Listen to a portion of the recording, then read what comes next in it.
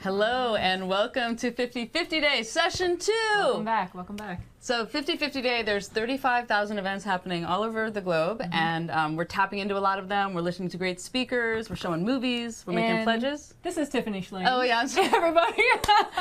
I'm Tiffany Schling, I'm a co-founder of 50/50 Day, and 50/50 Day is a global day of film, conversation, action, and discussion about what it's going to take to get to a more gender-balanced world that's better for everyone. All issues, all races, all genders, all ages, everyone. We're all in this soup together called humanity. The soup, and it's delicious. Oh yeah, and this is a movable feast, and the menu coming up is fabulous, so Session 2, but I also want to say, if you didn't see Session 1, there was some great stuff in there. You saw our intro, there was Jackie Zahner, Gary Barker. We talked to the team that made our cool pledge tool. I hope you all check that out. April 6th. April 6th, and the URL is whyipledge5050.org. Lots of tactical things to do to move this day into action. We had Refinery 29, it's a great session, so check that out. But this next session is fantastic, and if you go into the Facebook description, you're going to be able to see, or the agenda on our website, all the speakers coming up. You're going to be doing an interview. I'm so excited. We're about to speak to the Global Fund for Women, the Women Donor Network. Yeah, Women's Funding Network. Women's Funding Network. Cynthia Nemo, she's a very good friend and has been a big supporter of the day. So we've got we're tapping into live events. We're going to see speakers, movies. Stay with us. Tiffany, who are you talking to?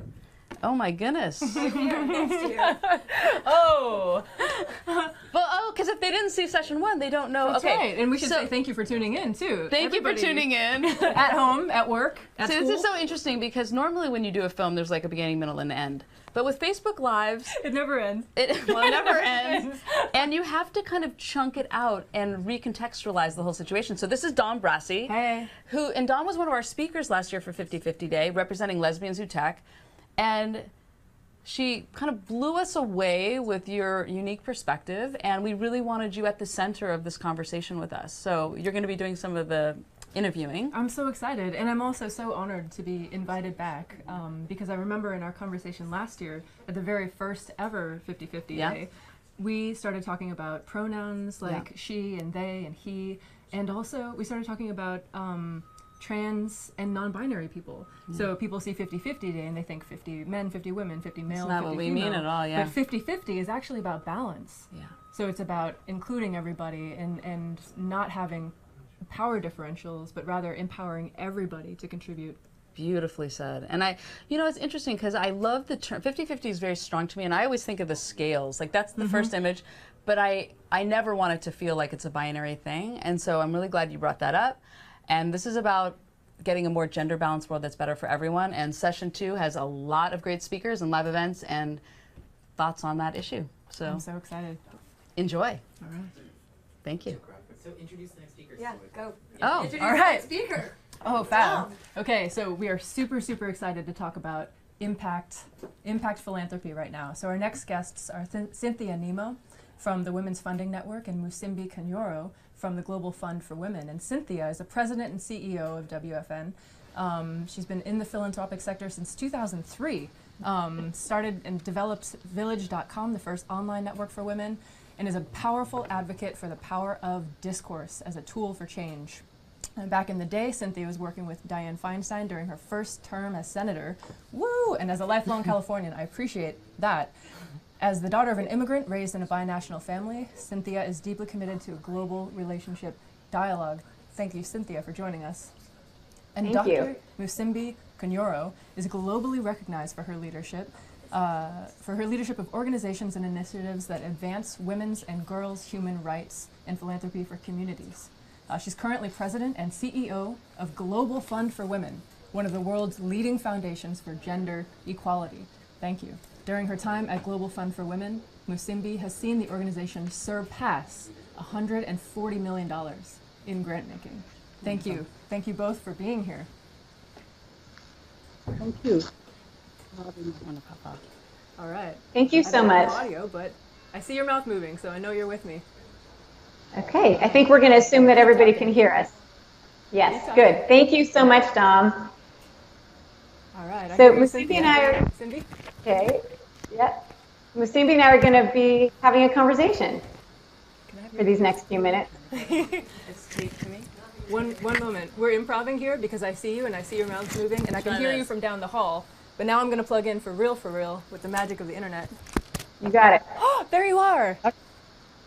There you are. All right, I hear you, Musimbi. Cynthia? Yes, can you hear All me? right. Yes, victorious. Great. Thank you so much. I'm so excited to talk about impact philanthropy with both of you. And I know that you all probably have some great questions and comments to make on each other's work because I know that your work is interrelated. And so I want to start you off with this question. Why is funding so important to build a 50-50 world? Cynthia, go for it. So I'll jump in quickly to say, first, we're so thrilled that 50-50 Day is happening and that you all created this film because it gets the message out to a massive audience around the world. And we're just so happy that people are listening. It takes so much more than wanting a balanced world or wishing for it. It takes money.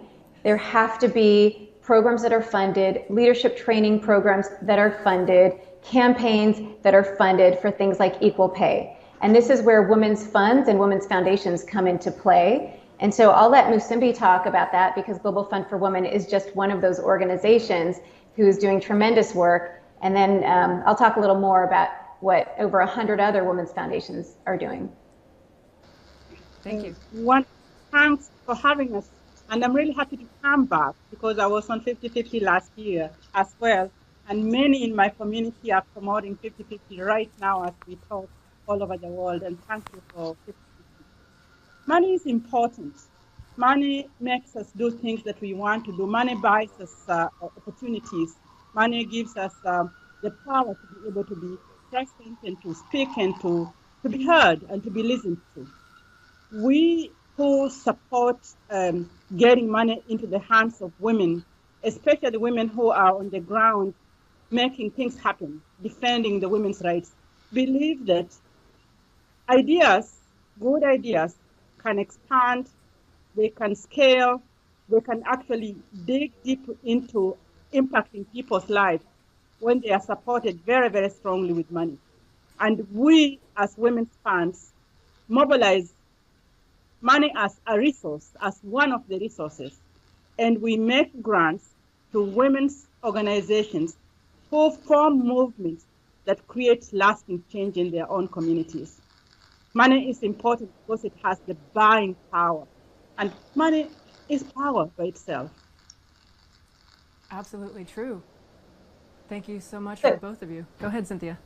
I'm just going to give a couple of examples. So I'm just going to I'm thinking now about women's foundations who are in the United States, of which there's one in almost every state here. And so what that means specifically, like Musimbi is saying, when we're talking about programs, we're not talking about getting money into the hands of individual women. That's different, and that can be important. This is about programs like in California, helping to get an Equal Pay Act passed so that there's parity in pay for regardless of who's holding a position. If it's an equal job to somebody else, that they're paid the same. And the Women's Foundation of California was part of that with the governor and with people who are a part of those things. It means in the state of Ohio that the Women's Foundation there created a training on gender bias and actually held that training with a number of corporations to help them to understand, men and women, what are the biases that we have that we may not be aware of that are either preventing us from hiring people and or mostly elevating women in particular into advanced positions or the C-suite.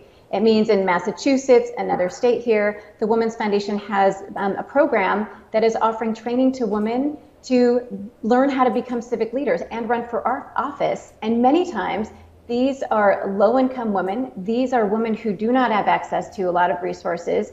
Unfortunately, the face of not poverty so much, but of lack of access tends to be a woman, tends to be lower income women, and frequently here, anyhow, it's single mothers.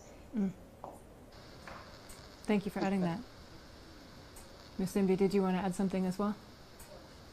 I think it illustrates what we are doing as women's funds. Maybe I'll wait for your second question. For sure, for sure. I want to talk about dialogue because both of you, in order to grant money, you have to raise money. And that is so many conversations and persuasion and revelation. So can you talk about that work a little bit, about connecting with people and helping define and discover what the future of these movements look like? In fundraising is about relationships. As women's funds, both in the USA and outside the USA, we are committed not only to look for money, but really to raise awareness. And to raise awareness means that we have to be communicating with those who support this work as donors in a way in which they are affiliated and understand that these issues that they support in countries close to them or far away are global issues. They are not related to one woman, but they are issues that really go to the structures of the world and structures of the countries and systems that keep women down. So the dialogue that takes place between Women's Fund or between us and our donors is a dialogue that raises mutual awareness. It also is a dialogue that brings in the voices of the most affected people for whom their money will be able to support their work. This means that very often connecting the people who are experiencing the discrimination, for whom the police will support, who have violence in their life, who are migrating with the donor. And that's another big part that we play in that dialogue that really helps to make it possible for both the problem and the solution to be met, to come together.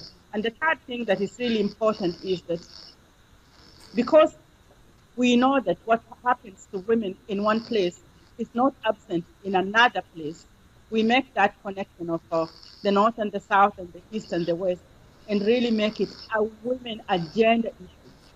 A solution in this place will be a solution that will affect another part of the world as well. Thank you. That sounds like movement building to me. Cynthia? Yeah, I agree. Yes, and I agree with everything Ms. Simbi is saying. And you know, for us, it's a little different. We are representing over 100 women's funds, women's foundations who are raising the money in the communities where they reside.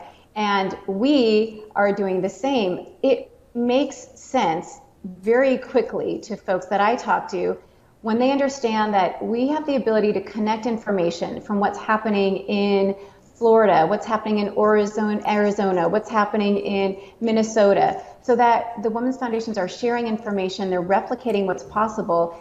Nobody wants to be funding something where it's just one corner at a time. It's much more effective if information can be shared on what's effective. And so within our network, there's over $300 million a year being raised and being given out in grants by all of these women's foundations to the most effective programs in the regions where they reside.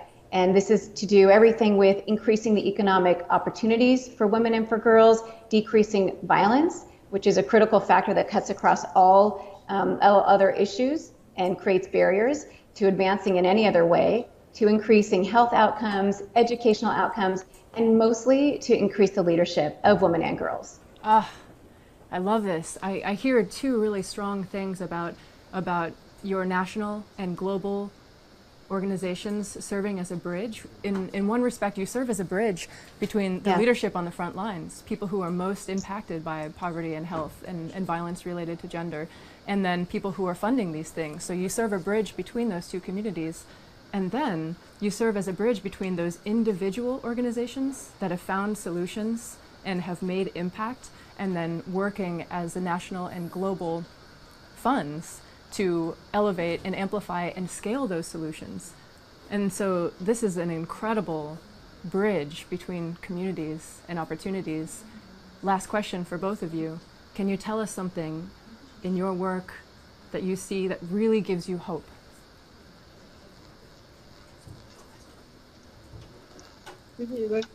Okay, yes. I mean, and it's hard to answer because there are truly so many things every day. It is exciting to know that every day there are hundreds of these foundations who are massively making a difference.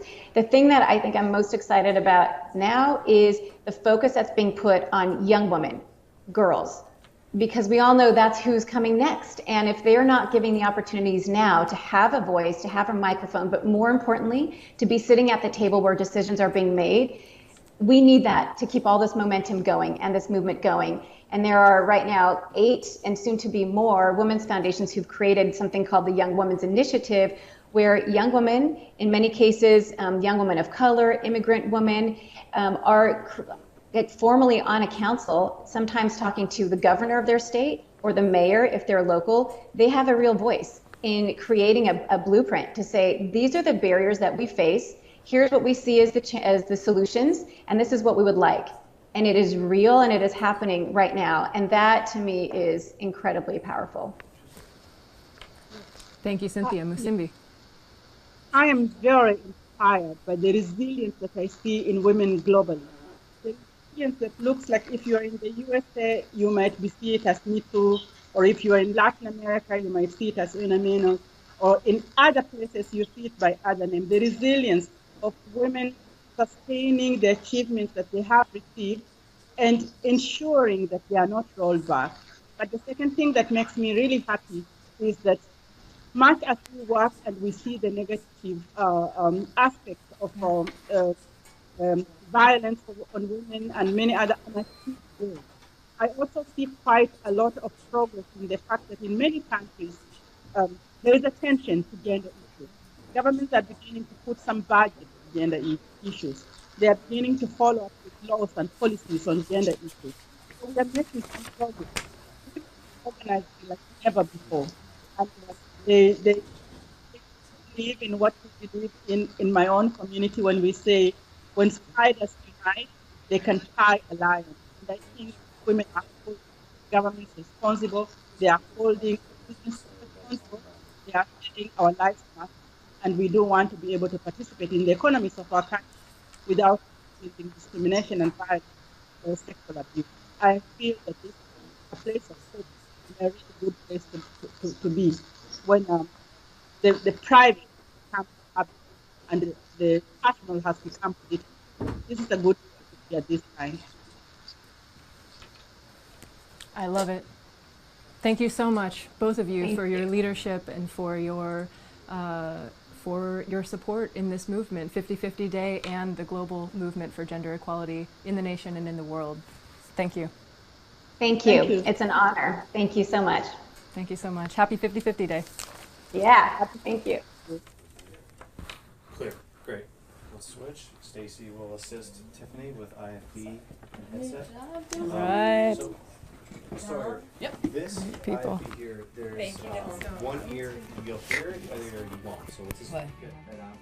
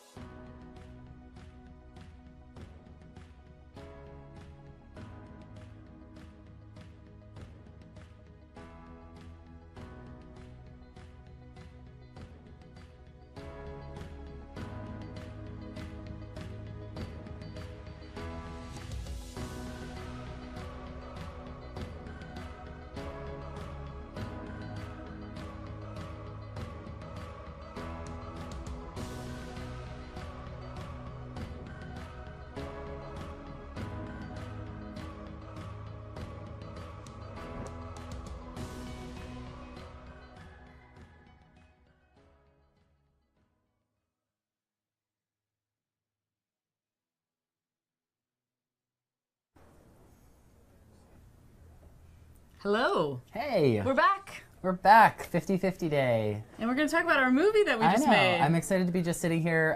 The two of us, we spend a lot of time together and we sort of like share a brain and we write films together. And How many movies have we made together now? A lot. We made a lot. I think 30 something. It's been a lot. And this one, you know, it's interesting. I love this quote by Mark Twain. So we're talking about the new 4-minute film. Oh, the new 4-minute film. That we're premiering as part of 50/50 Day this year. And it's a short. What I was going to say about Mark Twain is he said, "I'm so sorry I wrote you a long letter. If I had a lot more time, I would have written you a much shorter letter." And making short films is actually, it's very challenging. We love that creative challenge. And what were you trying to do in the film, do you think? Well, first I was going to say our script, so we write everything on Google Docs, and we're sort of like, as we're writing, it's like our words are dancing together because we're deleting and writing over each other and whatever, and that's our process that we've come to. And we like it. We'll be in separate locations even and be writing, And the script, gets super long and then short, and then it lost its power, and then it gets long, it's like... We had chills, we had no chills. How do you get the chills back? I always say it's all about staying on the train. Yes, he's always imagining, I'm on the train, I fell off the train. Yeah, I'm off the train, and I press pause, and we sort of unwind and figure out what happened. So. Yeah, but this film, we were really trying to, we think we wanted to unleash all the research about why getting to a more gender-balanced world is better for everyone. It's not just a woman's issue, it's better for everyone. And how do you take all that cool research and make it accessible and exciting and make people want it too? And I'm mostly talking men because of course women want it, but how do we make men want it equally and show them why it'll make their lives better? Totally, because I think that a lot of the resistance to getting to a gender-balanced world is because it's unknown. It's like, it's this, we haven't had it. I mean, certain people had power and then people didn't, and they're worried that, but actually, if we can kind of express that, how much better it's going to be. Yeah, right, show it. And show it. So that's what our films are always trying to do is imagine. So actually this film was called What If? Originally. For a good portion of its writing, and then when it became really a mechanism to launch our pledge action. Which we're super excited about our action. It's called whyipledge5050.org that we did with April 6th, and it's this amazing pledge tool that gives you 50 very specific things you can do to get to a more gender-balanced world. And as we were making the film, they kind of merged and we're like, this is just going to launch the pledge tool. And it was such a beautiful moment when we both were like, yes. Because there's, a lot of films end with one call to action, right? Yes. So by making the call to action, go make a pledge, it's actually 50 call to actions built in. Your choice, catered to where you feel like you are and you can make that change. And that's a big thing about the film and the action tool, action pledges, is that everyone's in a different place in our world. Some people run companies, some people work for people that run companies, some people are stay-at-home moms, some people are students. Wherever you are, there's 1,000 decisions you make every day that you can either go towards something good or you can go away from it. So this big and small decisions. So like either 50% of your board women, or the small things on what you're watching, what you're buying. Watch one women-directed film a month is a pledge, for example. So, or like mentor, we can't wait for you to check it out. And actually the movie, so we're setting up the movie right now. It is called Why Pledge 50/50, the new title. It's 4 minutes, and it's premiering officially today, and we hope you enjoy it and then go make a pledge. And then when we come back, we'll point you to the pledge tool. Yeah. There are 195 countries in the world, each with their own stories and struggles in creating a more gender-balanced world. One that's not just better for women, but for everyone. And I know in the United States, where I live, we're at this really big moment where there's a lot of conversation about gender and power. And a lot of people wanting things to change. A new day is on the horizon! So in order to imagine what that world could look like, let's begin with the very minor, unheated topic of American politics. The United States is a democracy with 519,682 elected officials, whose job it is to represent us and make decisions on our behalf. But do they look like our population? No. Take Congress. In its all-time most diverse Congress ever, it's still 81% men and 81% white. Imagine what would change if our decision makers actually reflected who we are, which includes 50% women. And this is not a partisan issue. In fact, studies show that more women in government from both sides lead to more bipartisan ideas and a more productive, functional government. Like when the Swedish parliament reached a critical mass of women, they changed their workday to end at 6 p.m. rather than 10. with the same productivity. Now, what if we saw that critical mass not just in politics, but across all parts of our lives? What would it look like if half the CEOs out there were women? To start, countless studies show we'd have more sustainable, profitable businesses. But we'd probably also have what the happiest countries in the world have. Things like pay equality and parental leave for all genders. Maybe even some stylish clogs. Imagine how those kind of changes would shift our culture as a whole and change your life or someone you love. Now imagine if the curriculum shaping future generations actually reflected those future generations. All genders, all races, all intersecting issues. And imagine if our TV, movies, and news did the same. And finally, if our homes were free of centuries-old gender expectations. And we finally have a critical mass wanting to make that change. So what specific things can you do? Whether you're a CEO, an employee, a student, or parent, you make hundreds of decisions every day that can either push you away from a gender-balanced world or bring you closer to it.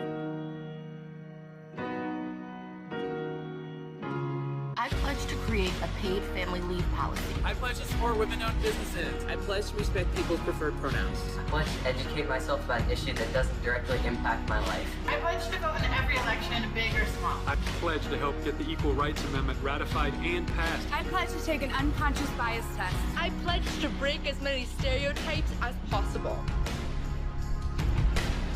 We don't have all the answers, but we do have 50 very specific things you can do to get started. And I pledge to promote women into executive teams.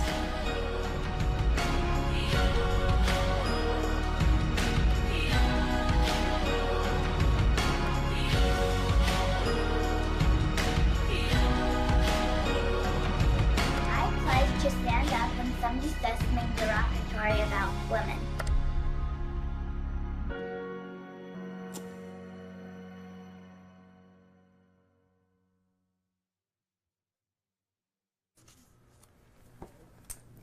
Good film. Thank you.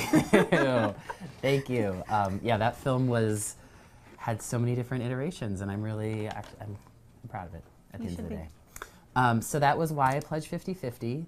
And for those of you who are just joining us, this is 50-50 Day. I'm Sawyer Steele. And I'm Kimberly Brooks. And we are hosting this live stream from our office in San Francisco all day long, orchestrating 35,000 events around the globe in 60 plus countries, and events all different sizes with panels and in classrooms and in companies and all these different sorts of things. You can find out more at 50-50.org. We have this whole lineup of amazing speakers, and Kimberly's about to go to a fantastic speaker, Tony Porter, founder. I'm very excited about. Awesome. Very, very excited about, yes.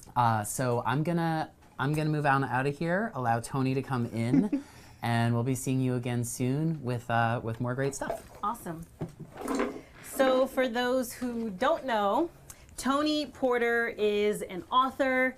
He's an educator and activist working to advance social justice issues. As the chief executive officer of A Call to Men, Tony is internationally recognized for his efforts to prevent violence against women while promoting a healthy, respectful manhood. He is a leading voice on issues of manhood, male socialization and its intersection with violence, and preventing violence against all women and girls. And Tony's 2010 TED Talk, A Call to Men, has been named by GQ magazine as one of the top 10 TED Talks every man should see. Tony Porter, how are you? Hey, I'm good, Kimberly. How you doing? Good. It's so good to see you again. The only thing better than interviewing you once is interviewing you twice. So I met you last week, or about 2 weeks ago now, in Miami. And I was so surprised because I think all women can agree with me. It is very hard to get men to talk about their feelings. No man wants to hear the word "let's talk," the phrase "let's talk." And yet you had 300 men in that building talking about their feelings. How do you do this?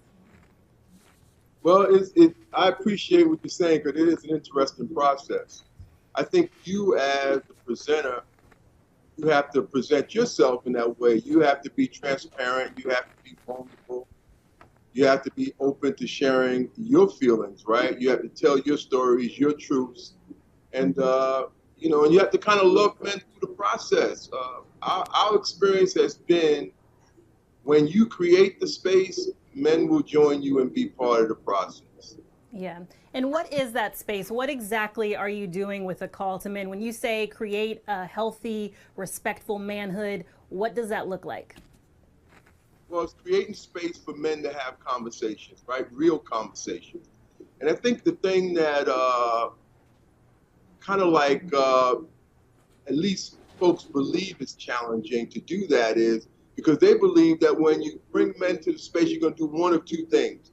You're going to collude with them on negative behaviors, or you're going to beat them up for inappropriate behaviors. Our position is that, you know, you can love men through the process and we can have an accountable engagement all at the same time.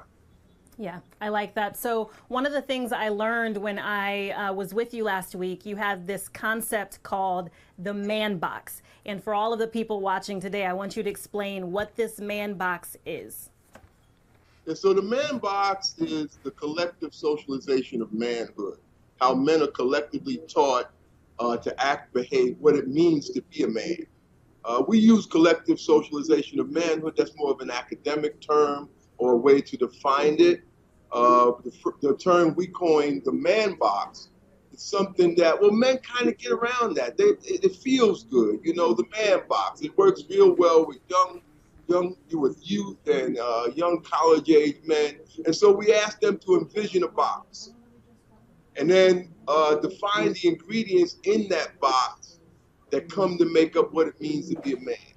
Yes. So when we talk about manhood, men are taught to be tough, aggressive, dominating, in control, don't share any feelings or emotions with the exception of anger. We don't ask for help. We don't offer help. We don't accept help. That women are objects, particularly sexual objects. We're taught to have less value than women. We're taught that women are the property of men. These are a lot of the ingredients that make up how we, in some respects, unfortunately, have been taught to define what it means. And so your whole idea is that if men can break out of this box, then that eventually leads to respecting women. How does this whole concept in expressing your feelings lead to gender equity and gender balance? What's the pathway? That's a great question. So when you look at this collective socialization, this man box, in order to effectively define or be what we have defined that it means to be a man, boys later become men are taught to distance themselves from the experience of women and girls, right? Mm-hmm. So women and girls can share their feelings and emotion, men and boys can. If women and girls can ask for help, men and boys are taught that asking for help is viewed as a sign of weakness, right? We're taught that men are supposed to be tough, strong, athletic, aggressive, all of that, and that we're taught that women are soft, weak, and submissive, right? And so we then go about our business as men, always operating in this space of distancing ourselves from the experience of women and girls. So as men, we never talk about our weaknesses. We never talk about our fears. We never talk about our feelings being hurt. These are all the ways that we define manhood by distancing ourselves from the experience of women and girls. Now, to your question about gender equity, in order to effectively distance ourselves, we're taught to have a lack of interest. See, you can't be interested and effectively distance yourself. So boys are taught early on to have a lack of interest in the experience of women and girls. Now, it doesn't mean we don't love the women in our circle and our family. Of course we do. But women in general, we have a lack of interest.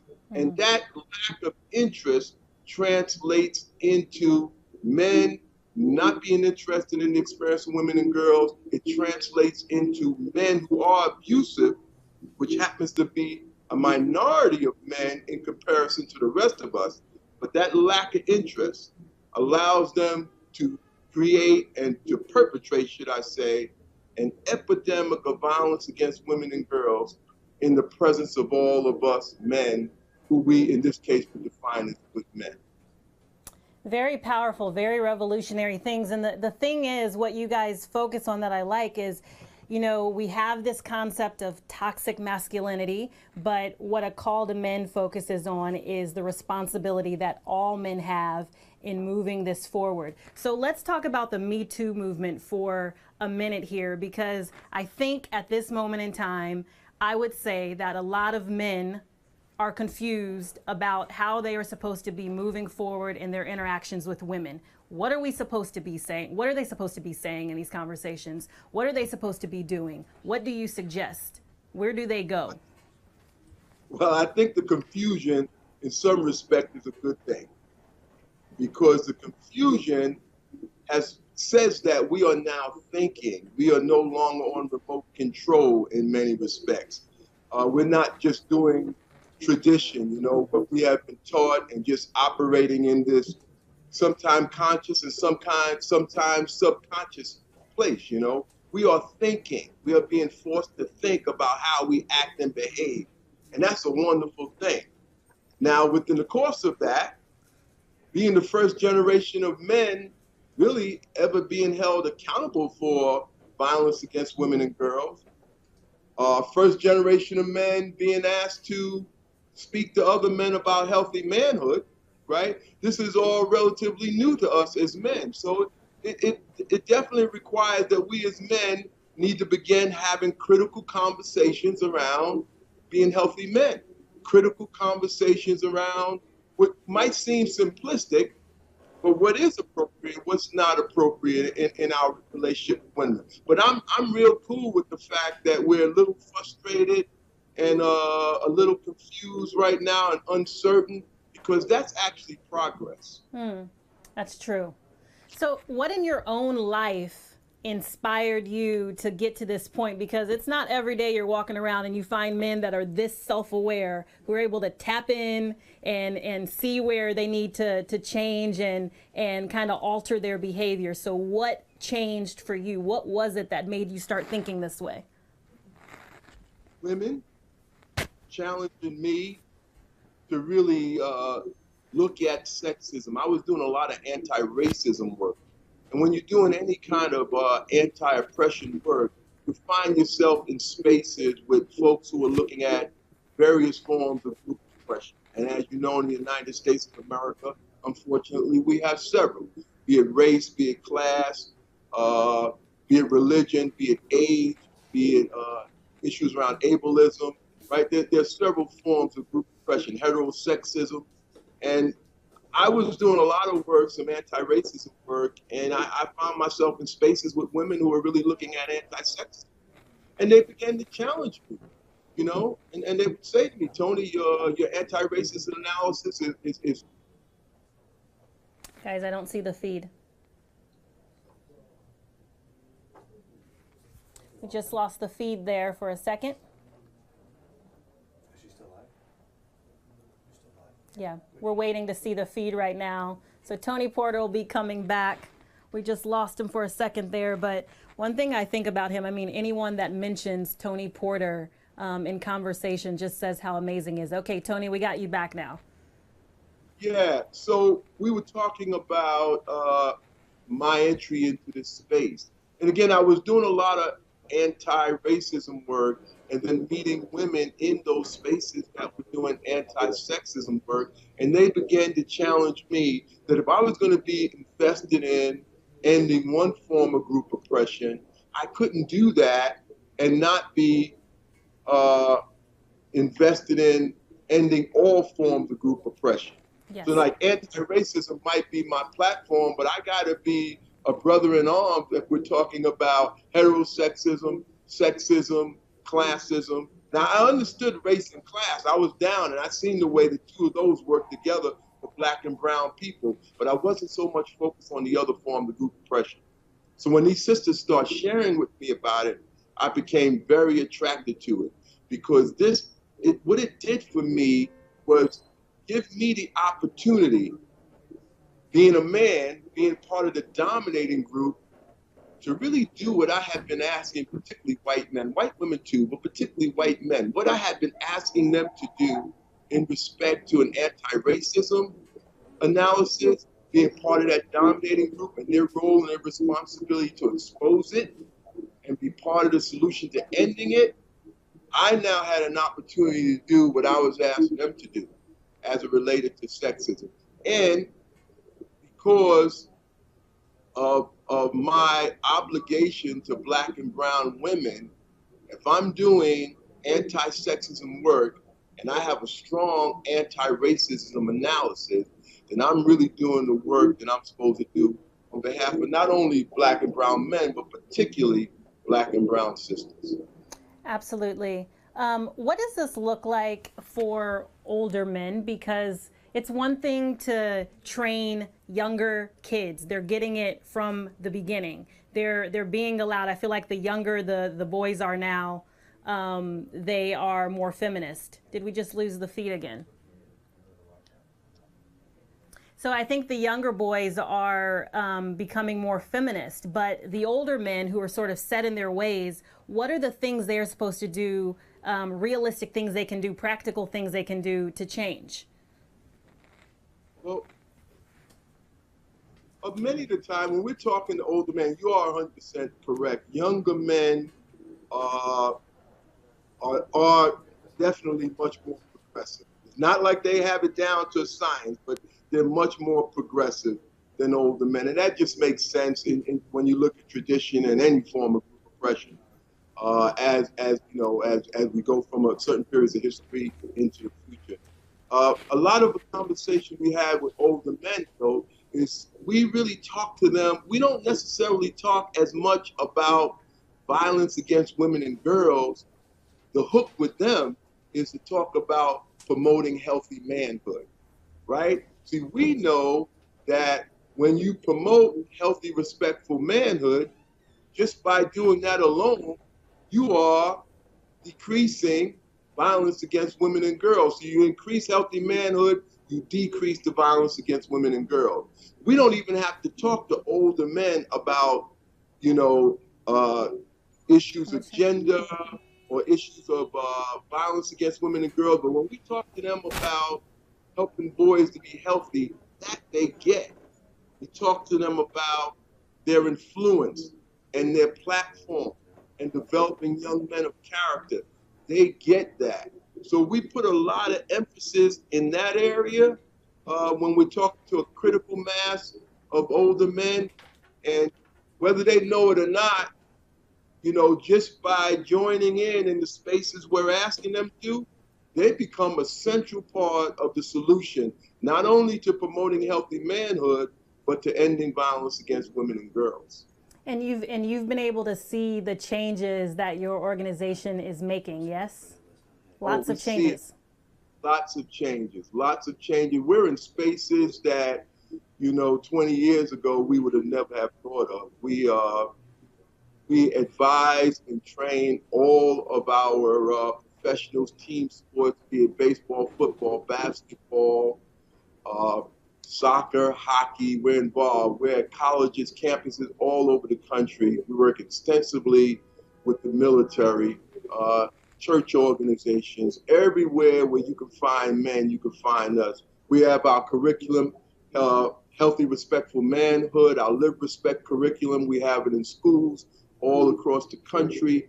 So we're in all spaces right now. This work has, you know, we have been kind of like trudging along, but we have caught fire, and it's wonderful.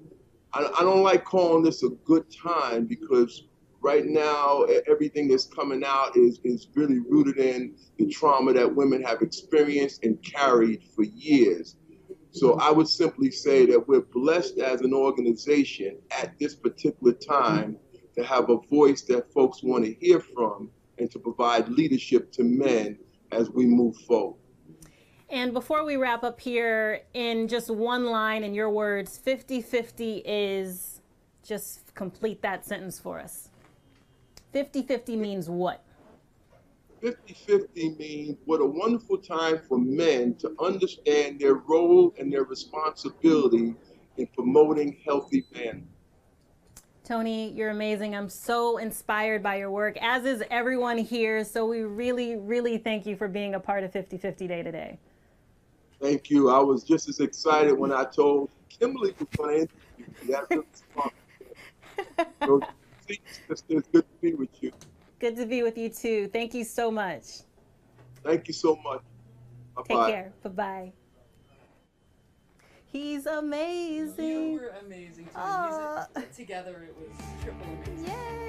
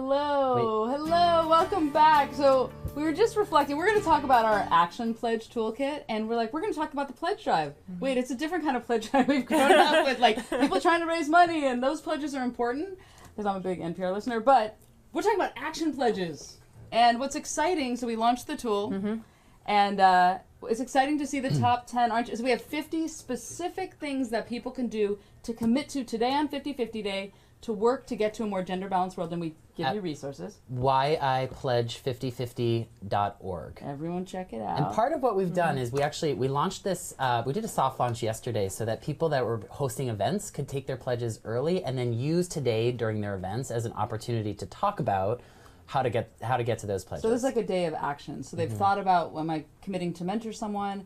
Am I committing to 50% women on my board? What am I doing? And then this is a day of action and discussion, and film and speakers and fun. But so okay, aren't we all drum roll? Okay, so our top 10 pledges. So there have been 2,000 pledges so far. Beautiful, and a lot at companies and a lot of leaders. So we want to meet you wherever you are on this issue, whether you run a company or work at a company. Wherever you are, you're an educator, you're a student, we have different age ranges. Right, and for those age ranges, maybe we should describe what a pledge is. Yeah. Great. Yeah, so I mean, that's a good idea. And in a traditional pledge drive, people say, I promise to send you $10 in the mail, or I promise to send a check for $100. So that's a pledge for money. But in this case, actually, we're asking people to pledge to take a specific action to bring us to a more gender balanced world. So these are actually promises. Nice. Yeah. That's beautiful. And then I think, they say it's 40% more likely to achieve a goal. There's a whole science of goal setting if you write it down. The science of anything sounds better, but no, there was a researcher, I was just reading about it, and you write it down, it's more likely to happen. And then if you say it publicly, so you have people hold you accountable, like your family and friends or your company, you're even more likely. And then if you share it and if we give you resources and follow up with you, you're even more likely.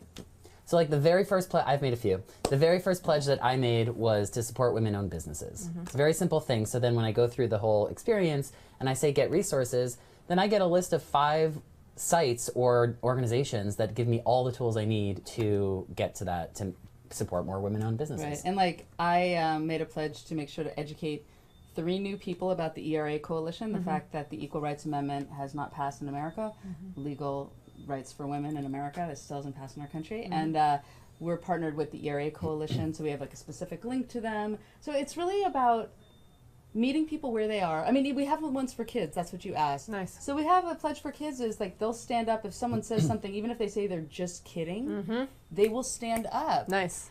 And so to get really kind of granular about how every day you're making all these choices. In the way that you behave, in the way that you shop. Right. And the way that you work. 2 things. The concept is actually the visual is a Post-it, because it's really like this daily reminder to yourself. And a big shout out to April 6th, who at last year's 50/50 Day event, they did all these Post-its with their company and digitally, and we're like, that's so cool, let's do something together. But like about reminding you. It's like it's just this daily reminder. It's your Post-it on your desk. Like, don't forget to do that today before you leave. Yeah. Basically. Keep it in your fridge. And the other thing, so I wanted to say that so they're from very small things like that to really big things, like committing that your company will have 50% board members, senior team, and speakers, and that is the second most pledged thing so far. Wow. Which is great, by company leaders. And the first one I love because my mom, shout out to my mom, Carol Lewis, she's watching, hi Mom. Hey, Mom. And shout out to my dad, he's no longer with us, but he's with us. All right. He wrote a lot about feminism. Leonard Slane. Anyways, my mom wrote a dissertation about mentorship and the importance of mentorship. And so this pledge, which is our #1 pledge, as a leader in my company or organization, I pledge to connect 2 women or other underrepresented people with mentors. So that just fills me with naches. That's Yiddish for joy, happiness. That's awesome. So the other most popular ones so far are, as a leader in my company or organization, I pledge to implement paid family leave and flexible work policies for all genders. That, to me, is a total game changer. Being lucky enough to be in an organization. And his his wife's, they're about to have a baby. She's like 9 months pregnant right now. Like he called me last night, and I thought I maybe was going to be in the hospital today, not here, but I'm here. But I think it's such a game changer, and I have so many friends, so many men friends who aren't able to have that opportunity to have that paid family leave, and I really think that it has made. I have a 2.5-year-old and one on the way, and it has made the biggest difference in the foundation of our family that I was able to be home in that beginning. So, and even changing the culture, because we have this statistic in our film 50/50 that a lot of men, there's some companies they have it, but the men don't take it because there's so much stigma. The expectations. Right, and that caretaking is not your role, and to really shift that whole mindset. And the flexible work policies of any person, especially parents, but everybody who has that experience. We're pro that. I appreciate also the gender inclusive language of number 3. Yes. It says, I pledge to implement paid family leave. So it's not maternal leave, it's not paternal leave, it's actually just family leave. Right.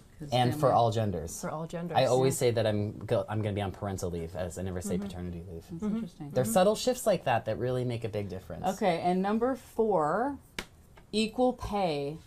Come on, people. Like, what is it? I just... Bump it up. Bump it up. I mean, when Iceland made that law, I was like, yeah. I'm really following it because, like, okay, they made the law, and how quickly does the culture need to surround that law to really... Because it's not yet.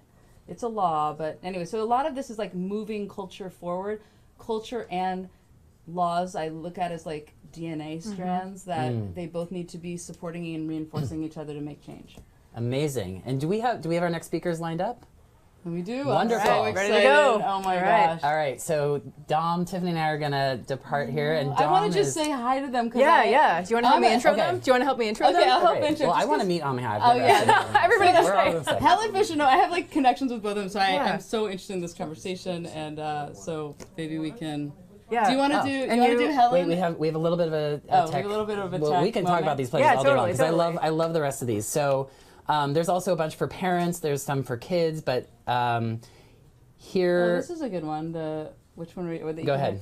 As a leader in my company organization, I pledge to address unexamined biases that hinder people from being hired or promoted. Nice. And again, we have resources. So you make a pledge, and it's like, where do you go with that? I think that's where a lot of people get stuck. Right. Is like, okay, I want to do this, but like, where do I even begin? So you want to talk about the partners? And so, that we work with? so one of the partners has provided, when you make that pledge, you'll get the resources, an unconscious bias test, which is a great place to start, just to sort of examine. We all have our own, and then we could get into a whole conversation about the term unconscious bias. So there's a lot of conversation about, does unconscious bias actually maybe let you off the hook? 'Cause it's just unconscious. Is it more conscious bias? So thus here we chose the term unexamined biases. Hey, nicely done. Subtle words. Unexamined. Yeah. Because you can just say like, well, you could do a little work to examine that. Exactly. It's putting more agency in the situation. Yeah. That's good. And this, I mean, an example of unexamined bias is like that hinder people from being hired and promoted. So like Black English vernacular. Like people will be like, oh, I don't know why. I don't know why it makes me uncomfortable. Well, maybe you should examine that. Yeah. That's a great example. And I'm excited about how much it's in the language right now. I mean, I know there have been periods before and people that have been in this kind of movement forward say, we've had this conversation, but I just feel like it's different this time. I feel like it's really just out there, and 50/50 days a day, and this Action Pledge Toolkit is to kind of go there. Like, it might be a little uncomfortable, it's complicated, it's messy, that's what human beings are, and let's just like go and do this and try to evolve us.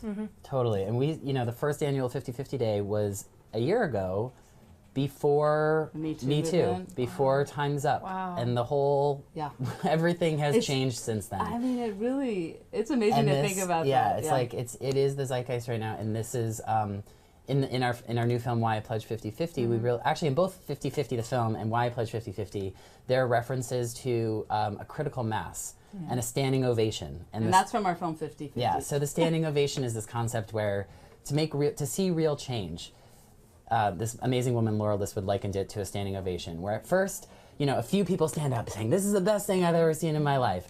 And then another group stands up going, okay, yeah. And then eventually, the last people stand up, because you're not going to be the only people not standing in a standing ovation. So are we at that moment? We need to stand up and keep on clapping. And actually, Laura Listwood, let's do a special shout out to Laura, because when I met her, and she basically convenes elected women presidents and prime ministers for the United Nations, and it really inspired our whole film 50/50, which inspired 50/50 Day, which is why we're all sitting here. And when we made the film, there was 50 elected heads of state women. Globally. And now, so we finished the film 2.5 years ago-ish. And now it's up to 70. 1.5, yeah. Okay.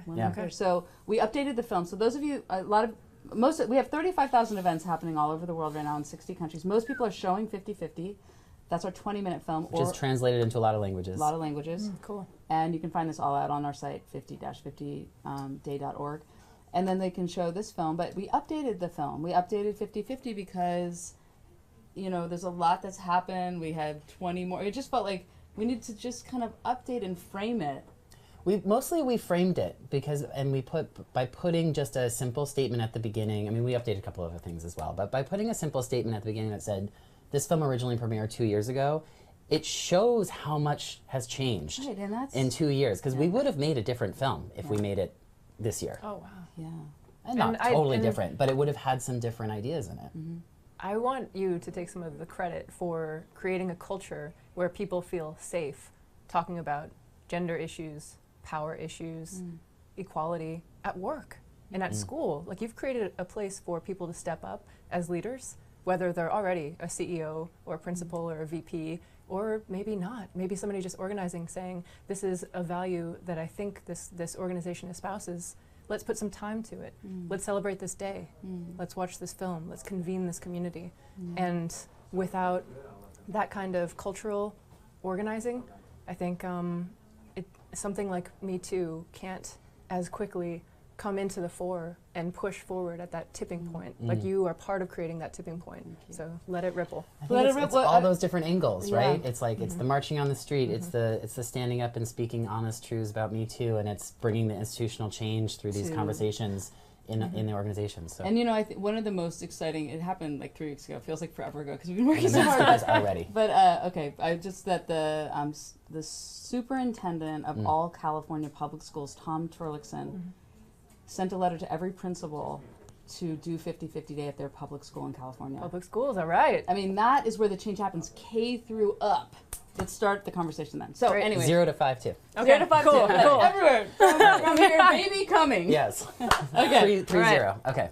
So shall we introduce? Are so excited for the next speakers. Yeah, so our next speakers are super, super amazing. We're here to welcome Helen Fisher.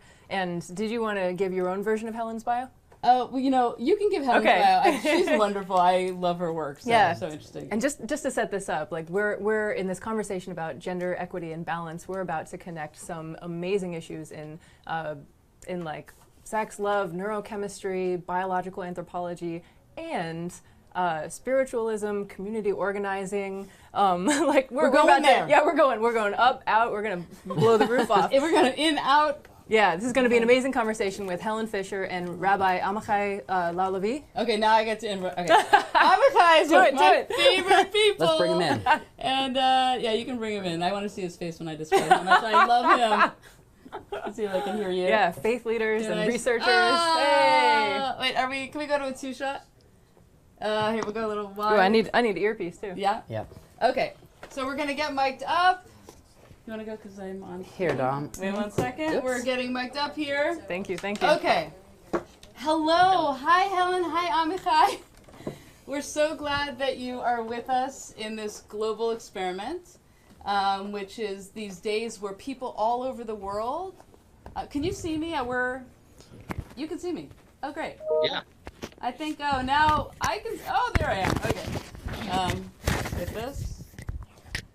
So, a global experiment on how to truly move this conversation forward. And there's 35,000 events happening in over 60 countries.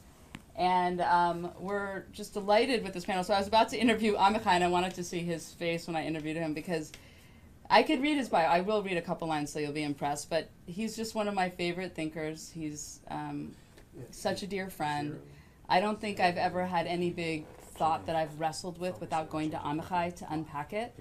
But officially, he is the founding spiritual leader of Lab Shul and the creator of Storytelling.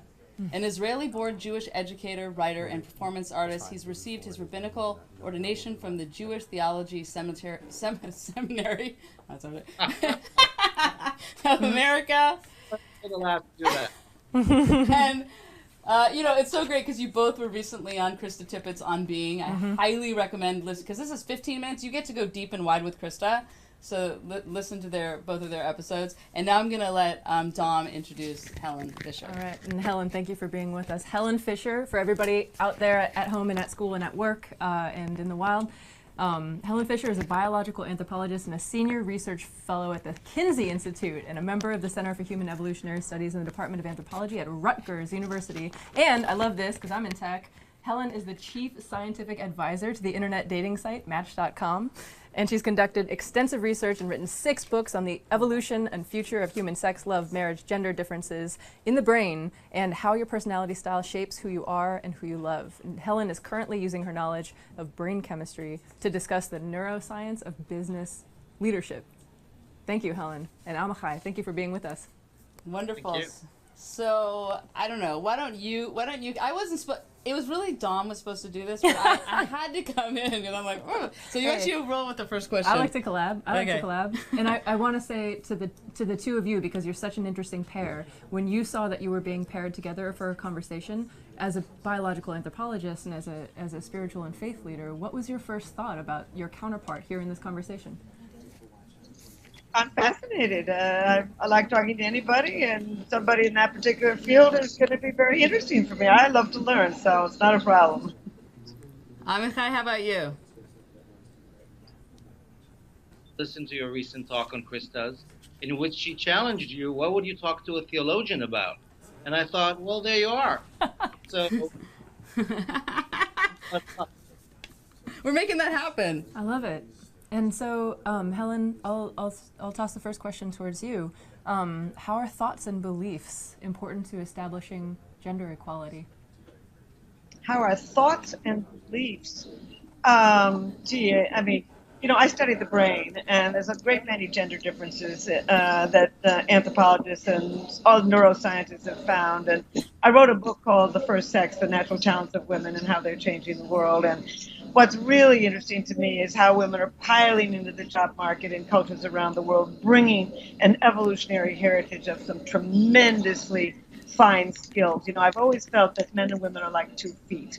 We need each other to get ahead, and we are right now at an incredible time in human evolution when more and more people, more and more women are moving into the job market and bringing those skills with them. Thank you. Women's leadership is different, is maybe different than anything else. Well, when we spoke, Helen, before, I loved when you were talking about the historical framework of the hunter-gatherer societies and how we're kind of returning. Can you talk a little bit about that? Sure. For millions of years, we lived in little hunting and gathering societies, and women commuted to work to gather their fruits and vegetables. They came home with 60 to 80% of the evening meal. The double income family was the rule, and women were regarded as just as sexually and socially and economically powerful as men. We're now returning to that kind of lifestyle. About 10,000 years ago, we settled down on the farm, and in that world, men's jobs became much more important, moving the rocks, felling the trees, plowing the land, and going off to local markets and coming home with the equivalent of money. Women could no longer gather their fruits and vegetables. They became really second-class citizens in a great many agrarian cultures around the world. And we saw the rise of all kinds of beliefs like virginity at marriage, arranged marriages, a woman's place is in the home, honor thy husband, the man is the head of the household, and till death do us part. And now then, with the beginning of the Industrial Revolution, we see a return of women to the job market, and particularly in the 1920s and on this last century, women are piling back into the job market and reacquiring the kind of status that they had for millions of years, highly compatible with our ancient human spirit. We have time now that is as powerful. Some demographers say that this marriage revolution is as powerful as the Industrial Revolution. I'm very positive about it. Interesting. Amichai, I'm sure you have a lot of thoughts of the return of the feminine. Yes. Helen, listening to you and talking about how after 10,000 years we are reshifting who we are and what we are, and how both marriage and religion institutions are adjusting our very being. When I thought about the 50-50 day and about our call, I wanted to share a story with you, because from hearing you teach and talk, I know that you love stories as a way to really make sense of all this data. So I'm going to be teaching tonight to one of my classes the story which is about generosity and exactly about 50-50 and about the role of the feminine in thinking more holistically about how we make love and how we make life and even how we make rain, which is where this fable goes. So I was wondering if you'll be cool with me sharing with you a very short 2,000-year-old story and hearing your thoughts about it. Yes, please. Great. Okay. Go great. for it. All right. So I'm holding this book up. This is a battered volume of the Talmud, which is a 500 years in the making collection of gossip and philosophy and laws and legends and a lot of stuff that people thought about. And here's a short story about a drought. And when drought took place around 1800 years ago, the people went to the rainmaker, who was a local farmer, somebody whose main job was farming. And they didn't have to say anything. He saw them coming, these two rabbis, and he said, all right, I know what needs to be done. So there's a sequence of strange things that he does, but then he comes home with his wife, and they share food with their children, but not with the guests. And then at some point he says to his wife, you know why these people are here, let's go to the roof. So he goes to one corner of the roof, and she goes to another corner of the roof, and the clouds start gathering on her side, and then they come to his side, and by the time they go down from the roof, it begins to rain. And these rabbis are like, wow, explain to us everything that just happened. Why did you do this, and why did you not feed us, and why this, and why did it start clouding and then raining on your wife's side? And he gives answers to all these sort of Zen-like koans. And then he says, the reason why the clouds and the rain came on my wife's side first is because she's home most of the day.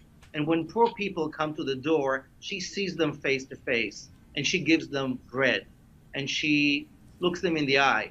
Meanwhile, I'm at work, I'm in the farm or working, and when I do charity, I give money.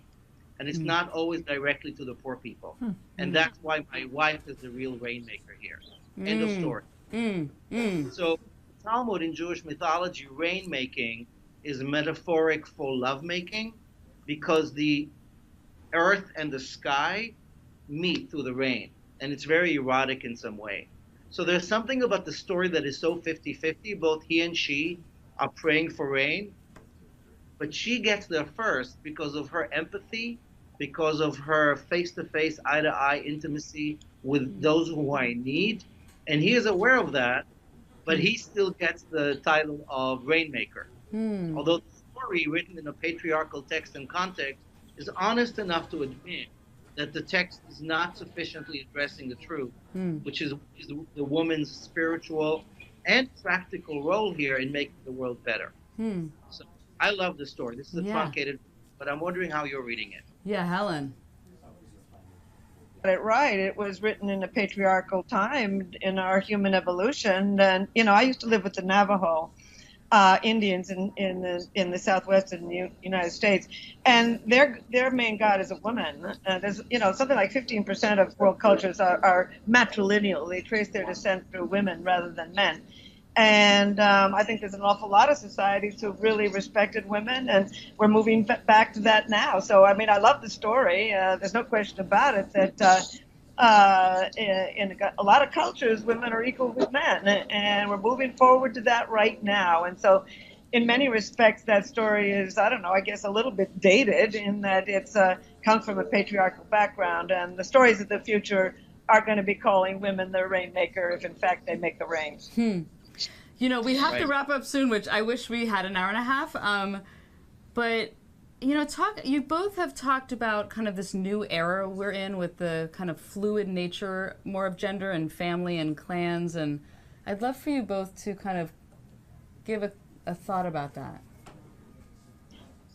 Who first? You can go first. Well, I know this was something that you were interested in. So, you know, I mean, I studied divorce in 80 cultures and adultery in 40 cultures, and I studied the brain circuitry of romantic love, et cetera, et cetera.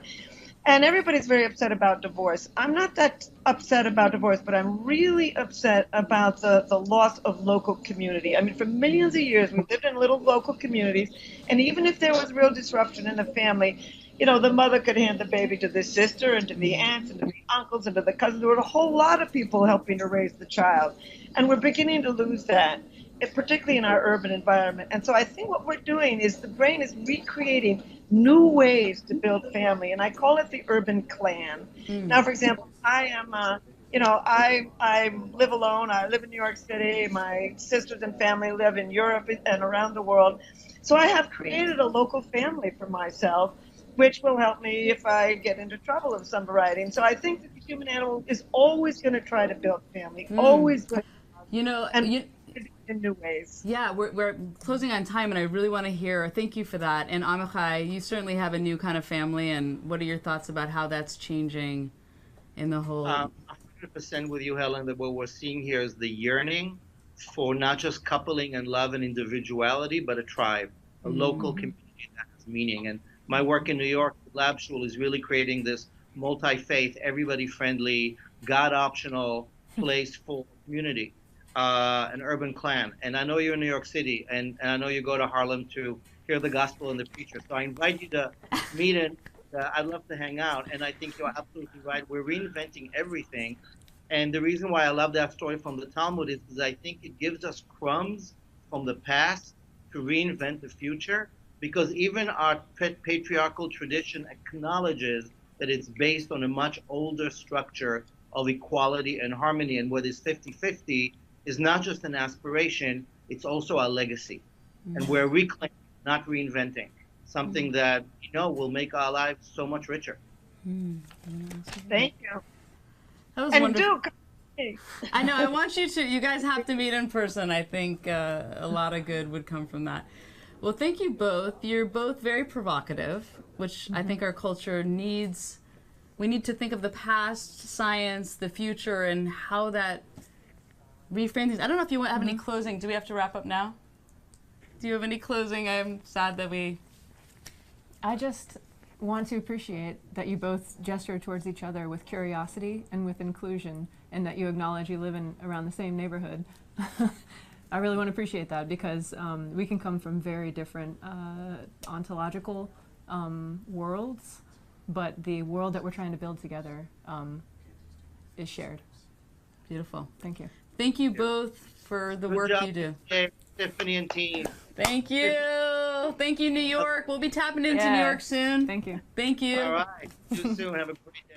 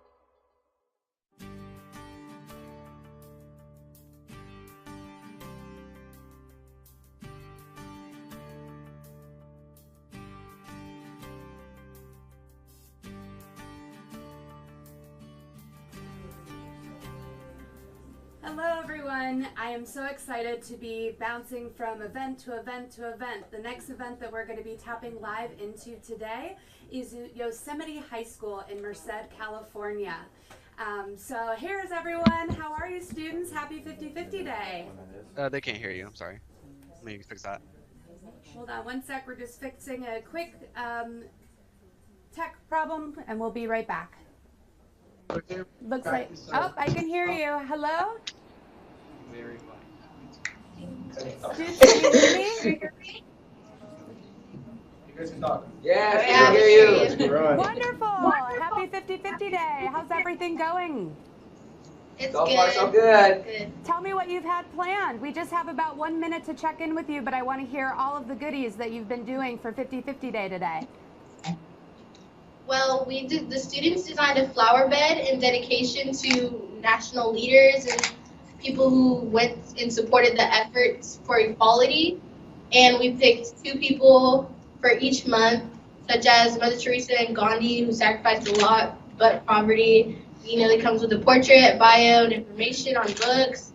We created a video for the history behind 50/50 Day and the goals with leaders, local leaders and global leaders like Mary Tyler Moore, Shirley Chisholm, Queen Lily, local leaders like Auntie Becky, who she promoted cultural diversity, and Irene De La Cruz, who was on the improvement with women in the media, and Louise Farley.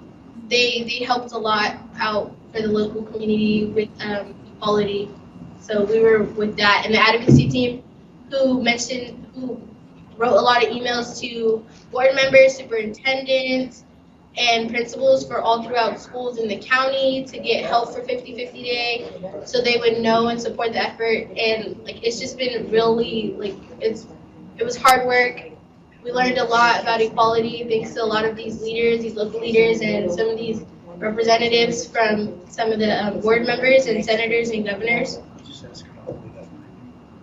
That's amazing. It sounds like you've had quite the day, and I love how creative that you've been with the garden that you've done, and also, you know, getting your local representatives as part of this 50/50 Day. That's wonderful. And can you tell me a little bit about the posters that you've made? That you're holding up right there? Practice. Yeah, right there. We made these for when we picked the people for the flower bed, so they'll sit there. This is for Mother Teresa, and this is for Gandhi. It's the portrait that I was just talking about. And we also have some, and they have their bios on it and recommendations for their books about their lives and what they've done. Terrific. That is amazing. Well, thank you so much. We actually have to wrap up this section, but thank you so much for having a wonderful 50/50 Day. I love what you all have done. For everyone that is tuning in, you must check out our new feed at 12 p.m. We have Jada Pinkett Smith going live with Sarasota Military Academy. We're so excited.